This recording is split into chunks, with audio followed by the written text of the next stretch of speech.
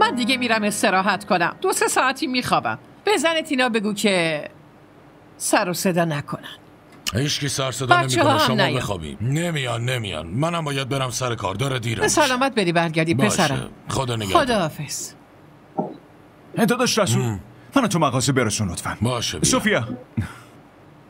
خب بچه‌ها خداحافظ. خدا نگهدار. دست خطت خوب شده حمزه. ببین با تمرین چقدر خوب میشه. سوفیا کوفته رو گرم کن، حمزه دوست داره. باشه آبجی الان گرمش میکنم. خب این خط تموم شد. یالا بیا ناهار بخوریم. بیاین بچه‌ها، بعد از ناهار باید تمومش کنی باشه.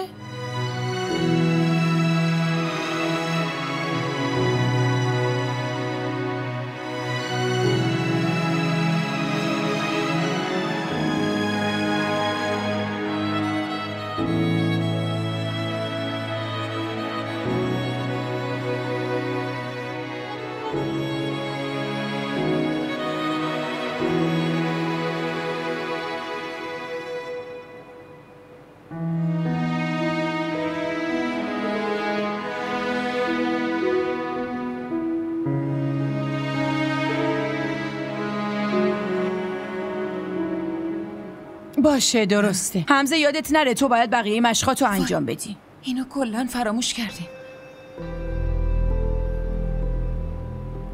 اون که غذای تندو نمیتونست بخوره.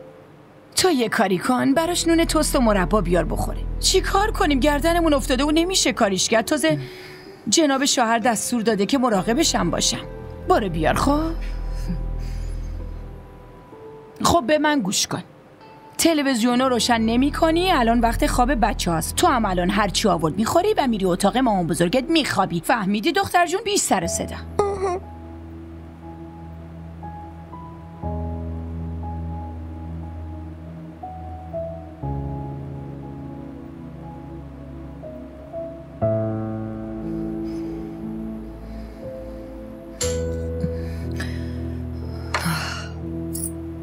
خودت میتونی؟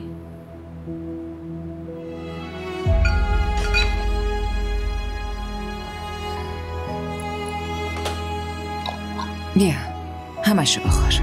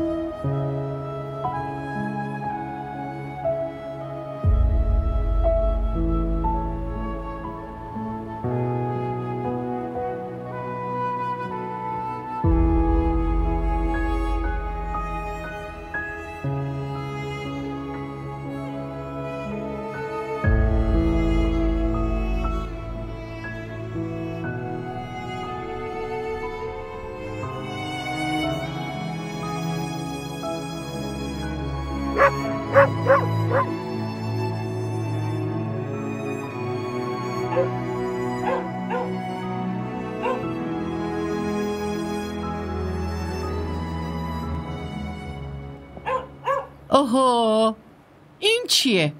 دختر برو یه جای دیگه بخواب. من عادت ندارم کسی کنارم بخوابه. یالا برو.